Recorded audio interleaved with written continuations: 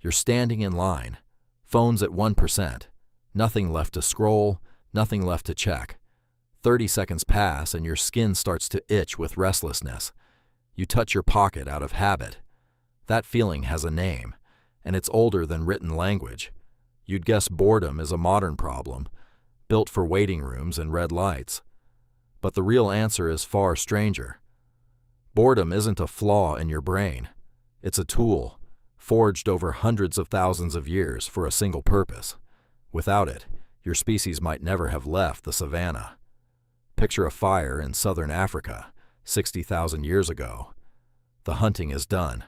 The work is done. Only the flames are left. What happens next? In 2014, anthropologist Polly Wiesner recorded conversations among the Jew/Wansi hunter-gatherers, comparing daytime talk to night talk. Daytime talk was practical, logistics and complaints. Night talk, once the fire took over, transformed. Storytelling rose sharply. Roughly 80% of nighttime conversation became myths, songs, and imagined worlds the moment work stopped. Why would an exhausted hunter, with every reason to sleep, choose instead to sit and listen to a story he'd heard a dozen times?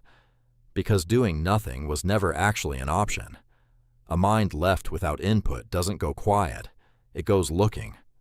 Psychologist John Eastwood at York University defines boredom as wanting to be engaged in something satisfying, while being unable to find it. Notice the word wanting. Boredom isn't emptiness, it's hunger. That hunger is dangerous to ignore. In 2014, psychologist Timothy Wilson left participants alone in a bare room for 15 minutes with nothing to do but think. The only other option was a button that delivered a mild electric shock. Most had said beforehand they'd pay money to avoid it. Left alone with their thoughts, many shocked themselves anyway, some more than a dozen times. They chose pain over an idle mind. What does that tell you about how unbearable doing nothing actually is? Here's the twist. That same unbearable itch is the exact mechanism that built civilization.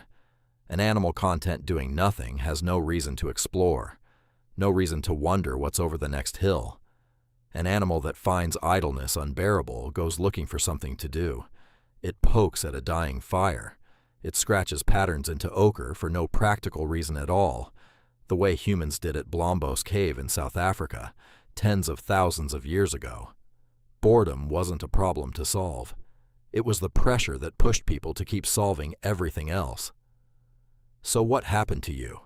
You inherited the same wiring, the same restless mind that once drove someone to invent a new way to throw a spear, now drives you to reach for your phone the instant a quiet moment appears.